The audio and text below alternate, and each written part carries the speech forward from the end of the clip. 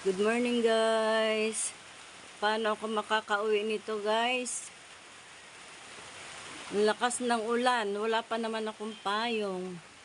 Oh, pupunta pa sana kami ng dagat. Wala na. Yan yung bundok ng Sierra Madre guys. Nandito ako sa itaas ng bahay namin.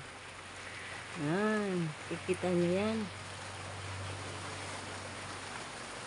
Oh, lakas ng ulan dito. Ayan guys, yung nakatambak na lupa dyan. Dito kasi ginagawa yung yung mga ginagawang kalsada dito kinukuha. Ayan oh, yung may mga may mga tawag niyan, mixer. Dito ako sa taas naman guys, yan kapitbahay namin. Ayan guys, so paano ako nito? Wala pa naman akong payong dahil yung payong ko naulutan ng isang kaibigan ko. Binigay ko na.